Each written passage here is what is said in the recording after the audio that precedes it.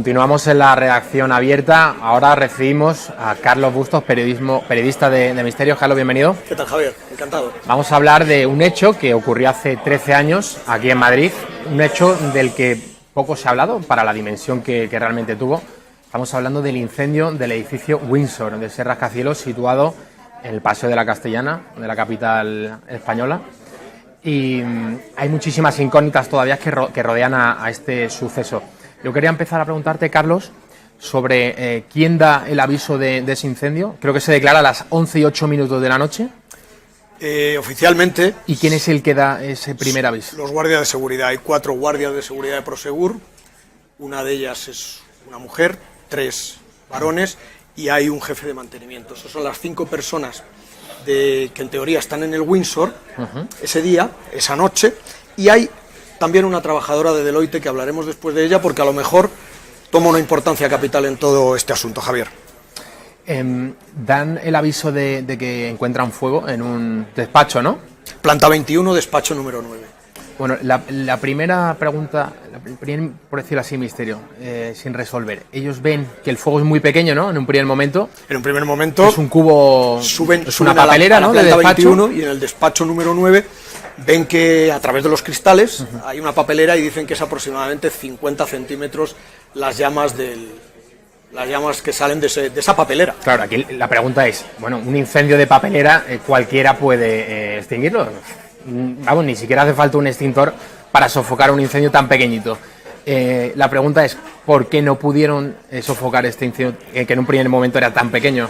Bueno, en primer lugar, perdona, Javier, que te diga una cosa. Cuando en un edificio de estas características, cuando se produce una catástrofe de estas características, bien sea, como digo, igual a la redundancia, en un edificio, o bien sea en un accidente aéreo, en el 99,9% de las ocasiones no se debe a un fallo.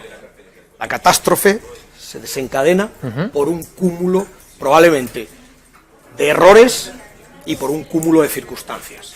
Y que conste, lo primero, que bajo ningún concepto ni vamos a culpar, no estoy aquí para eso, a los empleados de Prosegur, ni al jefe de mantenimiento, y muchísimo menos a los bomberos, aunque otros máximos responsables y con ciertos cargos de responsabilidad ya se encargaron de hacerlo 3 o 4 días después del incendio. Decimos que a las 11:08 de la noche ven los guardias de seguridad. En teoría salta la alarma. Salta la alarma, a los segundos salta una segunda alarma. Por protocolo, correcto. ¿Cuánto tiempo tardan ellos en avisar a los bomberos y cuánto tiempo tardan los bomberos en llegar al lugar de los hechos? El parque de bomberos está a 4 minutos con sus camiones del edificio Windsor.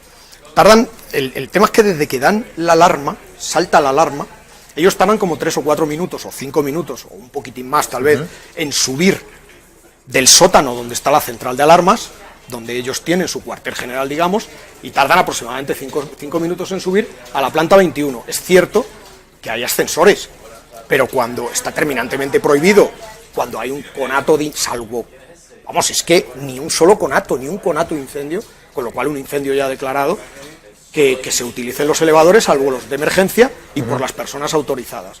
Entonces, cuando llegan a esa planta 21, el despacho número 9, como te digo, se encuentran un fuego muy, muy, muy pequeño. Y llaman a los... Ojo, ellos intentan apagarlo. No tienen llaves, el despacho está cerrado, Deloitte guardaba muchos secretos. Entonces, casi todos los despachos se mantenían cerrados. Entonces, el despacho está cerrado, tienen que ir buscándolo rápidamente las llaves, la llave maestra, y suben con la llave maestra y consiguen abrirlo. Pero no consiguen abrirlo del todo.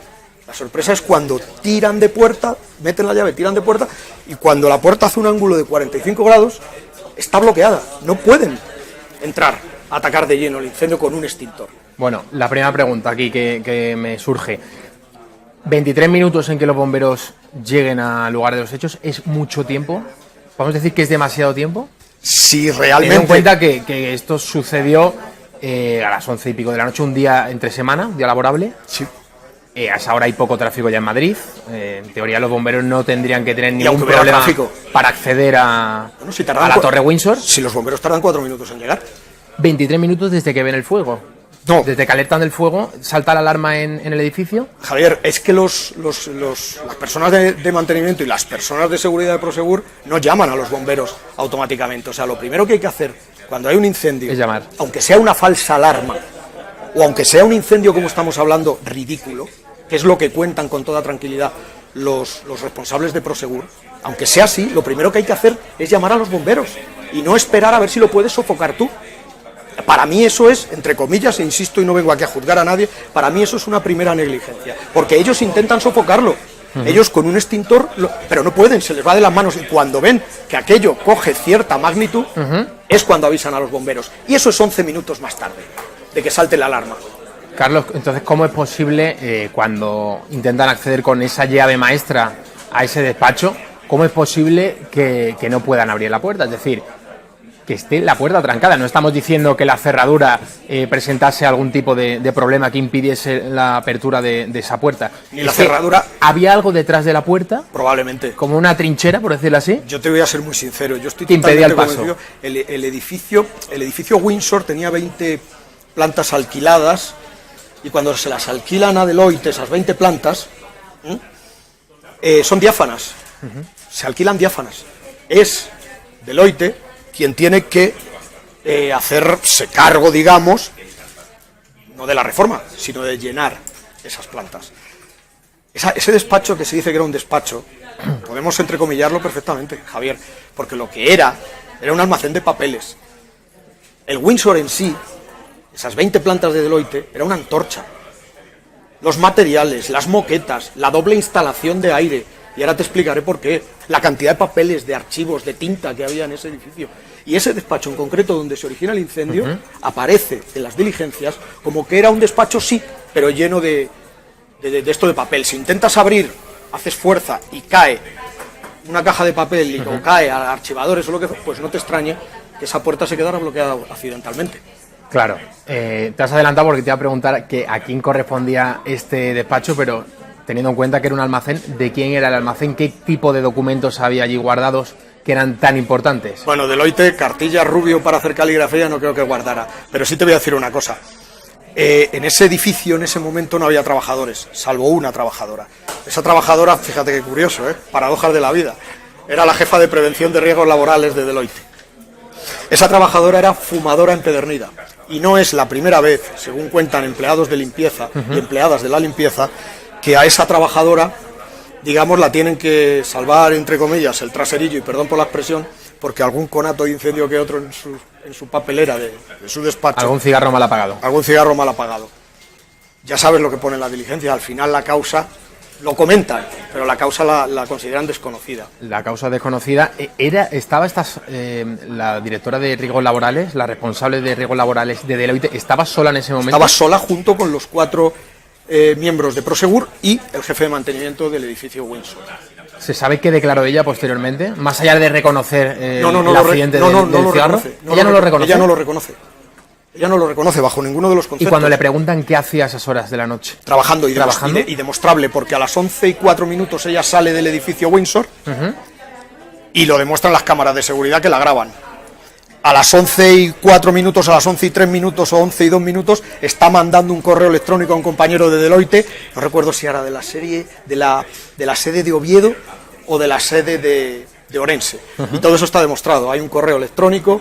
Si el incendio, como también se dice, Javier, es imposible que, si cuentan los empleados de Prosegur, que a las 11:08, 11:12 aproximadamente, fuera de una simple papelera y un incendio chiquitito, materialmente imposible que coja esas magnitudes, entre comillas, en tan poco tiempo. Se dice y se comenta, y parece ser que hay testigos, de que por la calle Raimundo Fernández Villaverde, sí, una perpendicular a la Castellana, paradas de taxi, gente que salía de misa a esas horas antes, 8:30 de la noche, salen de misa, 9 de la noche, salen de misa, dicen que había un olor muy fuerte a humo.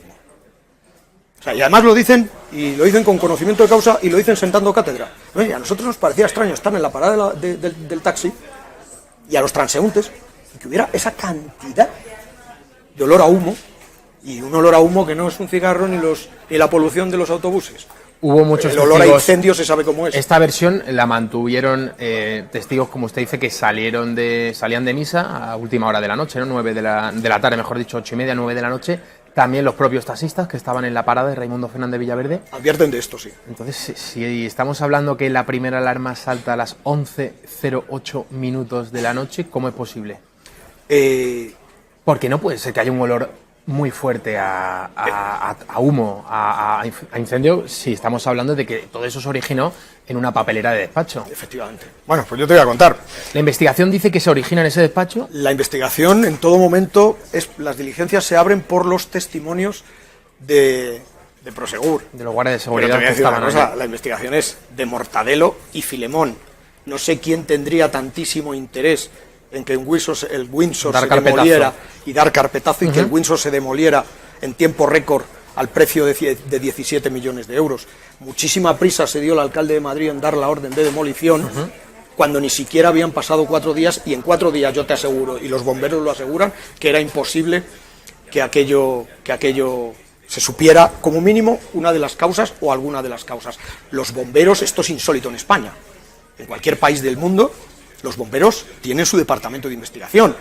Después de producirse un incendio hay un jefe de bomberos que va a investigar qué ha podido pasar ahí. Los bomberos no suben, no les dejan investigar. Son los peritos de Allianz, son algunos que otros peritos y son gente de autoridades y gente del ayuntamiento.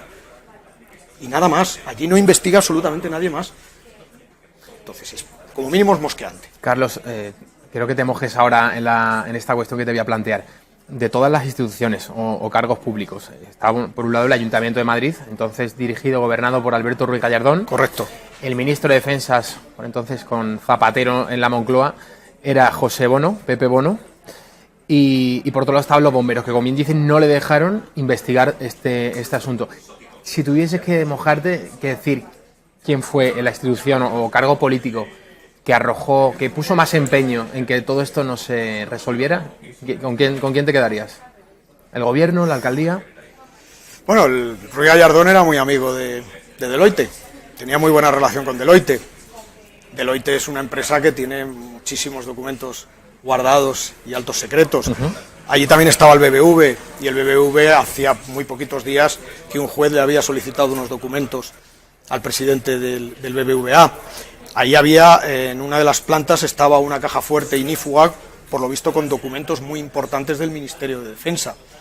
Y de ahí, que hablaremos después de ellas, las famosas sombras del Windsor. Carlos, entonces, si el Ministerio de Defensa guardaba documentos muy importantes allí, y por otro lado, paralelamente, Gallardón como alcalde de Madrid, por decirlo así, siguió una política, hizo seguidismo de lo que decía Deloitte, porque mantenía una buena relación con Deloitte. ¿Todo eso se pudo recuperar algo antes? No hay absolutamente nada. Sí, esas sombras que aparecen en una de las plantas cuando el incendio está a las 3:30 de la madrugada en una grabación que es real, esa grabación es real, se ha hablado de muchas cosas, pero esa grabación es real. Si esa gente no podía ser un cualquiera, porque según los bomberos, en esa planta, en la zona más fría, podía haber entre 100 y 150 grados. Equipos de protección individual tenían que llevar seguro, ¿vale?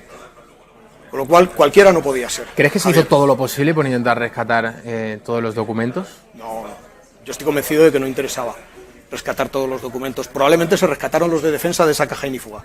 Entonces, Carlos, si me estás diciendo que no se hizo todo lo posible por rescatar estos documentos, cabe concluir que cuando tú no quieres que algo se sepa, si hubieses rescatado estos documentos, tenías que haber dicho, bueno, hemos rescatado estos documentos que pertenecen a A, a B o a Z. Y en el caso de que se quemen, ya nunca se puede saber, la opinión pública jamás podría saber de qué se tratan. Entonces tenemos que concluir que se trata de unos documentos, de unos archivos muy importantes para el Ministerio de Defensa y también para la consultora Deloitte. Y para el BBVA. ¿A quién estaba, se sabe si estaba Deloitte en algún proceso importante, alguna auditoría Lo único que significativa, alguna empresa... Bueno, lo único que se sabe es que pocos días o pocas semanas después estaban todos los papeles preparados para las empresas que llevaban y para el tema de las auditorías de los miembros del Consejo de Administración.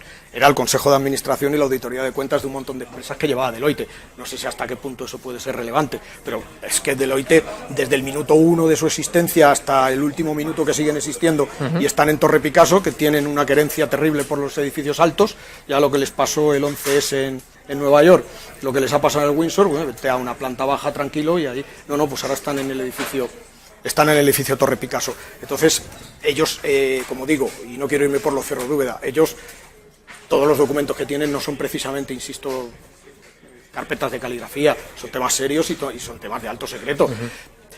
Mira, todo esto huele a conspiración, pero tampoco hay un motivo 100% fiable ni demostrable que sea una conspiración, porque, por ejemplo, cuando se dice lo que te acabo de comentar de que el incendio del Windsor probablemente pudo ser como 2 horas antes, no guarda relación, porque hay cámaras de seguridad que a las 11:04 de la noche dejan salir y ven salir a la empleada de Deloitte, y cuando tú tienes un incendio de esa magnitud o de otra magnitud cerca, tú lo notas. Por mucho que cada planta del Windsor fueran 1000 metros cuadrados, la magnitud de ese incendio, si se hubiera de verdad provocado a las 8:30 o 9 de la noche, ella se va a las 11:04 de allí.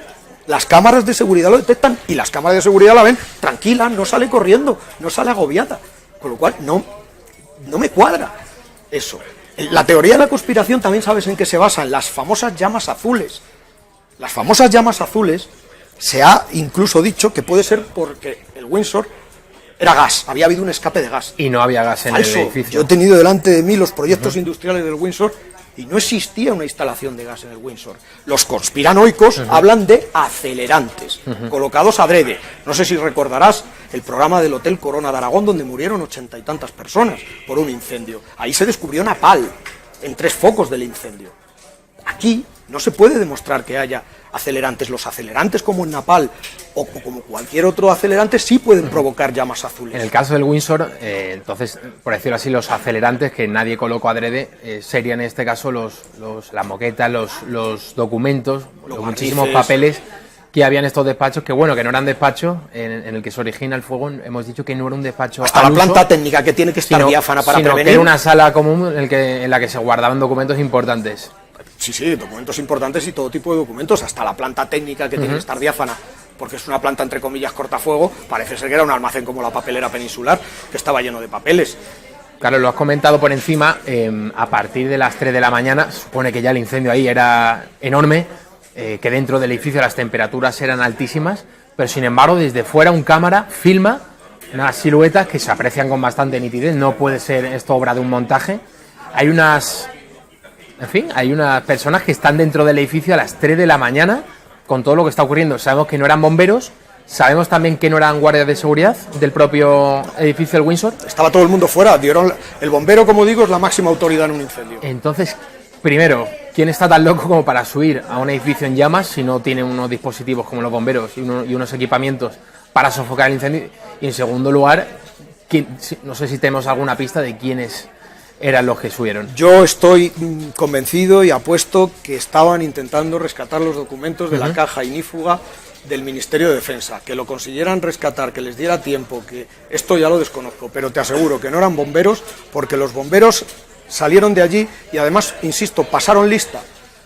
O sea, cuando un bombero sale de una catástrofe y no vuelves allí porque has dejado perder el edificio porque no había manera de hacerse con él, y no porque fuera a colapsar, ¿vale? Que ahora te contaré también algunos bocachancla que hubo, que les dio por atacar a los bomberos cuando bajo ningún concepto. Entonces yo estoy convencido de que es eso. Había un cajero automático, insisto, había un cajero automático, pero ¿qué dinero puede haber en un cajero automático esa noche cuando solo había una trabajadora? ¿Y quién se va a arriesgar por su vida? Tampoco hay tanto dinero dentro de un cajero como para que te pueda resolver la vida. Carlos, vamos a seguir hablando de todo esto, que es muy interesante, estos enigmas del Windsor. Muchos, los más jóvenes, igual no se acuerdan de aquel terrible incendio en el centro de Madrid, pero muchos de ustedes seguro que se acuerdan. Vamos, después de la publicidad, a seguir arrojando algo de luz a aquel terrible suceso.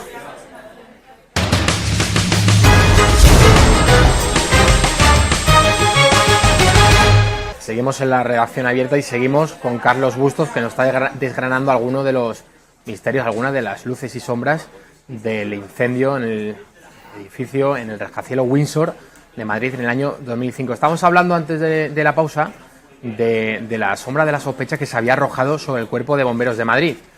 Había Carlos quien decía que todo había sido culpa o la negligencia de la actuación de los bomberos no había logrado sofocar el incendio. Algún iluminado llegó a decir que lo que le pasaba a los bomberos es que estaban en una huelga encubierta.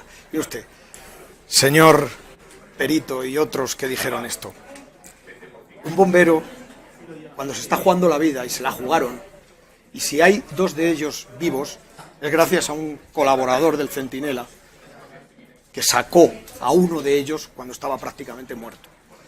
Si hay bomberos vivos, es porque son unos auténticos héroes que consiguieron, como mínimo, salvar la vida, ellos. Y como mínimo, y todos lo sabemos, cuando hay mucha gente en un incendio, mueren por salvar a los demás. Eso es una realidad. Aquí no son santos nadie. Aquí todo el mundo cometería algún tipo de error. Pero decir que los bomberos estaban en una huelga encubierta, cuando se meten, se les caen los falsos techos encima, y llegan a estar prácticamente abrasados, me parece como mínimo de necios.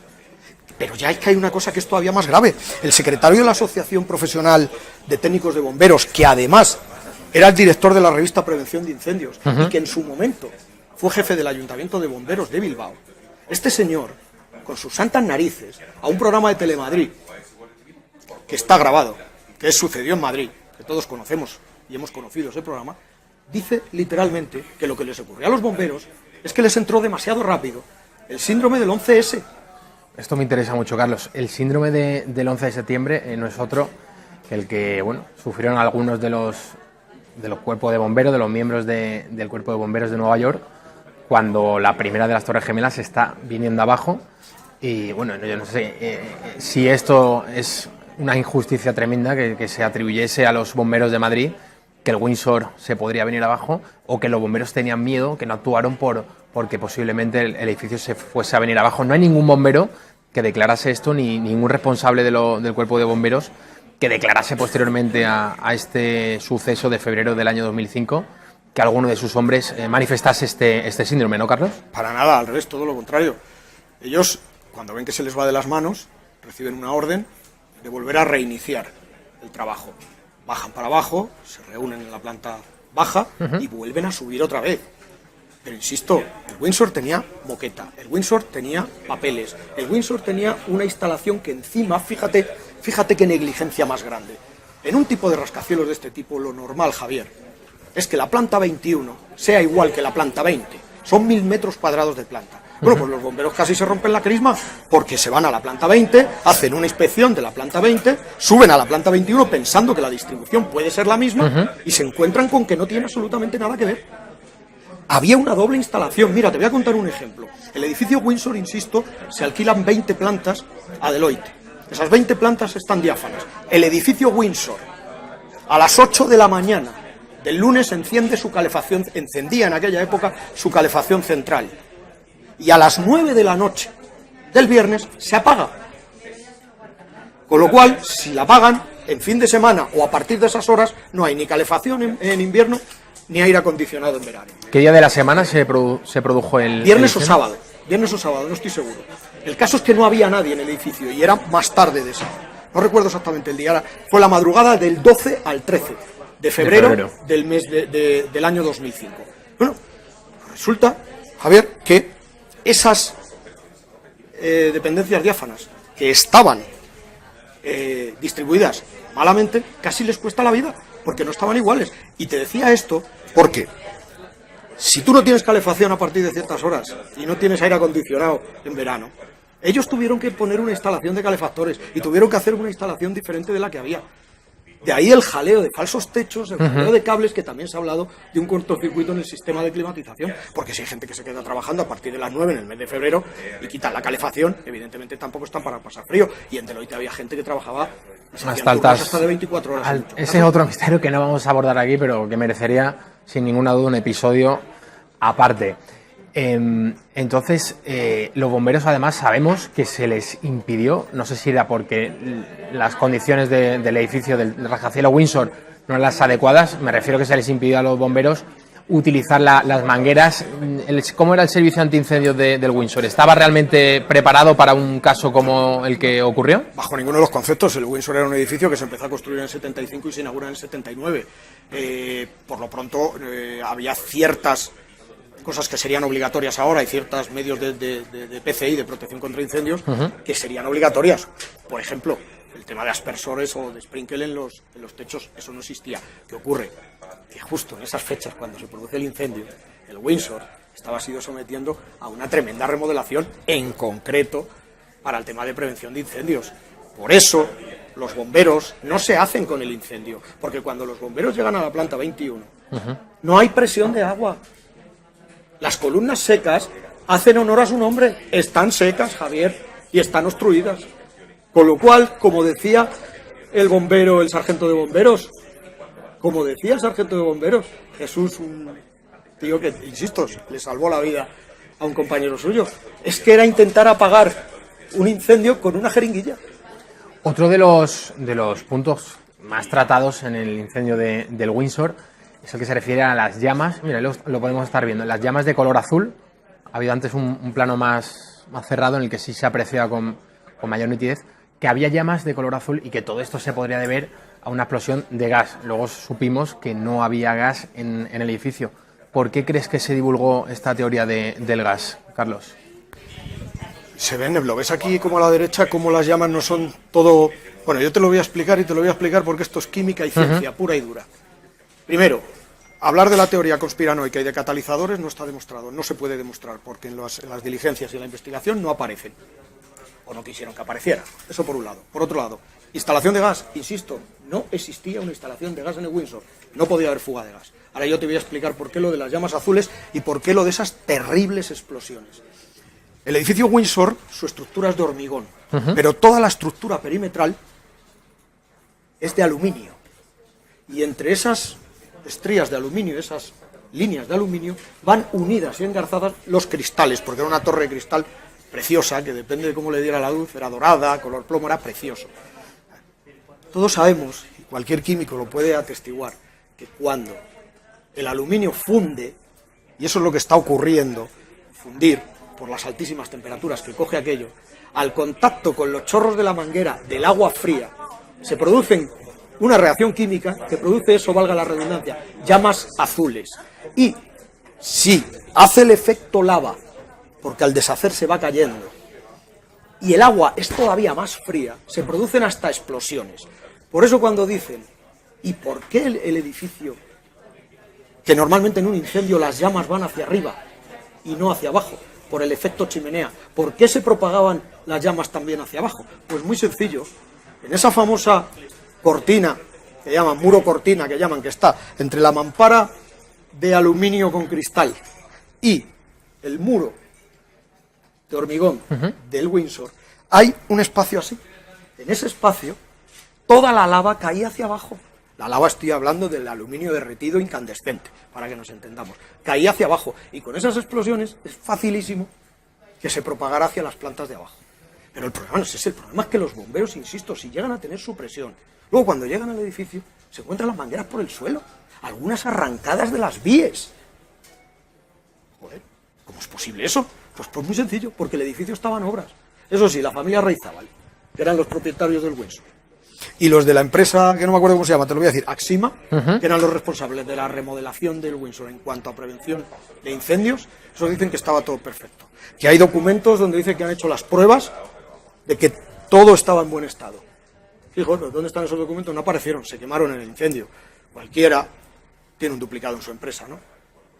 Yo tengo clientes y tengo mi duplicado de papeles y los tiene también el cliente.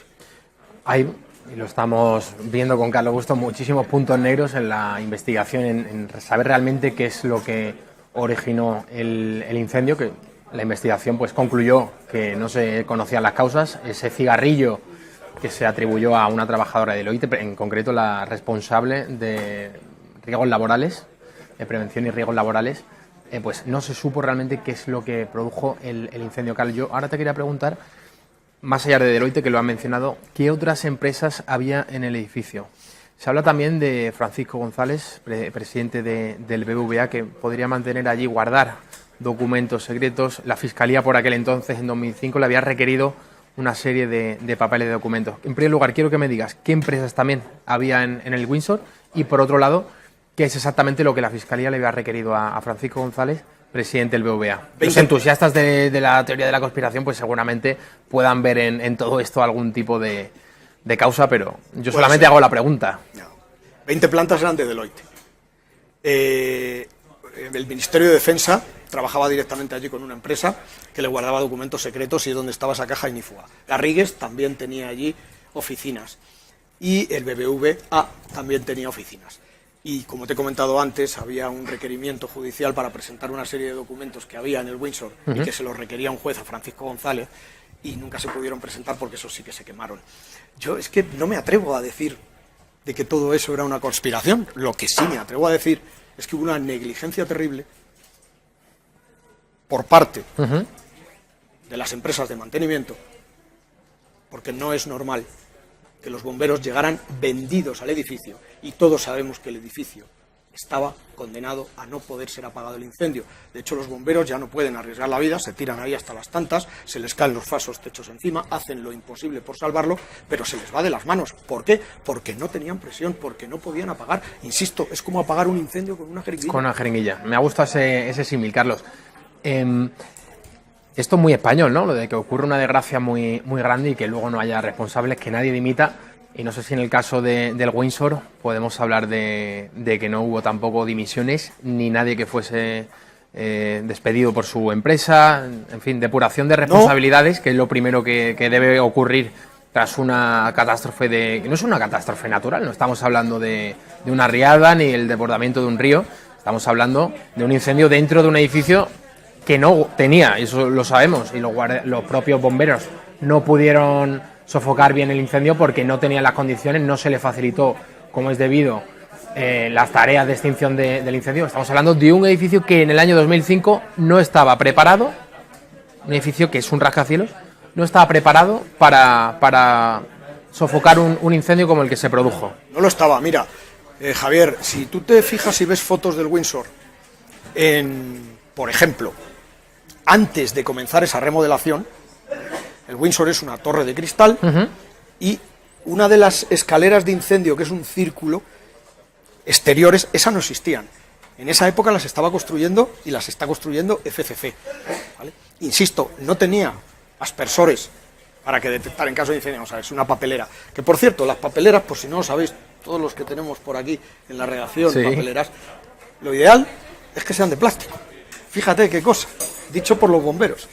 ¿Por qué? Porque si una papelera sale ardiendo y el plástico se desmorona, el propio plástico sofoca el incendio. En este caso, las papeleras del Windsor eran de papel, o sea, perdón, de acero, de metal, y con rejillas, con lo cual, efecto Venturi, y aquello es una auténtica chimenea. No vamos a desvelar a los espectadores de Intereconomía de qué están hechas las papeleras de esta casa, de Intereconomía Televisión. Pero, Carlos, antes de marcharnos, me gustaría también preguntarte... Bueno, no me has dicho si... Me has dicho que no hubo ninguna dimisión, ni ningún despido por aquello. Yo sí... ¿Nadie cargó con el muerto, entonces? Nadie cargó con el muerto, les interesó... ¿No hubo víctimas? Afortunadamente. No hubo víctimas. Las víctimas que podía haber eran 2 bomberos que salieron graves, pero se los sacaron sus propios compañeros y no hubo víctimas. Yo te diría, terminando lo anterior, es que efectivamente el Windsor estaba en obras, que el Windsor no tenía el sistema de protección contra incendios que tenía que tener, que no había presión ni en las mangueras contra incendios y que no había presión, que muchos extintores no funcionaban y que estaba todo eso manga por hombro. Unido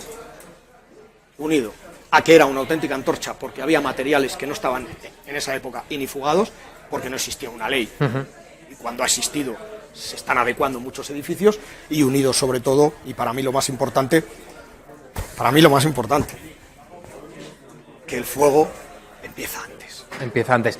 Yo creo que el fuego empieza antes. ¿Por qué tanta prisa entonces, Carlos, en demoler el edificio?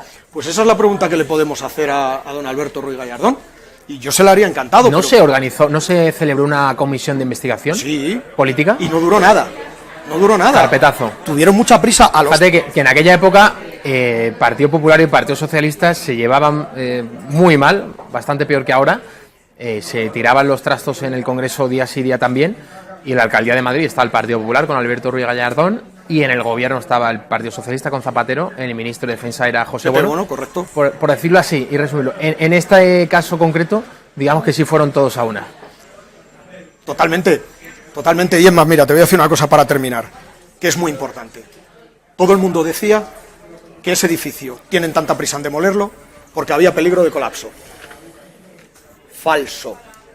Nada más y nada menos que el decano del Colegio de Arquitectos visita el Windsor y ve clarísimamente que la estructura de hormigón no está dañada y que no corre ningún peligro de colapso. Elimina toda la chatarra perimetral que se ha quedado de aluminio deshecho, que sí es lo peligroso, elimínalo, deja el esqueleto del Windsor, que no corría colapso, no corría peligro de colapso, e investiga. ¿Tú crees realmente que en un edificio que no va a colapsar, en un edificio donde ha habido ese incendio, es de recibo que a los 5 días exactos de apagarse el fuego se empiecen las tareas de demolición? Imposible hacer una investigación. Pregúntale a cualquier bombero, a cualquier perito, a cualquier técnico. No da tiempo. Y luego, por supuesto, se cerró el carpetazo al asunto y fuera. Carlos Busto, muchísimas gracias por estar con nosotros en la Redacción Abierta sobre estos enigmas no resueltos del Windsor. Y muchísimas gracias a todos ustedes. Mañana, martes, a las 6 de la tarde, estará con todos ustedes Rafa Núñez Huesca. Hoy no ha podido estar porque el señor Núñez Huesca es de Alcoy, está en las fiestas de su pueblo, que son las de los moros y cristianos. La verdad que no sé si está con los moros o con los cristianos, pero en cualquier caso, mañana vuelve Rafa Núñez Huesca. Muchísimas gracias a todos ustedes y hasta mañana.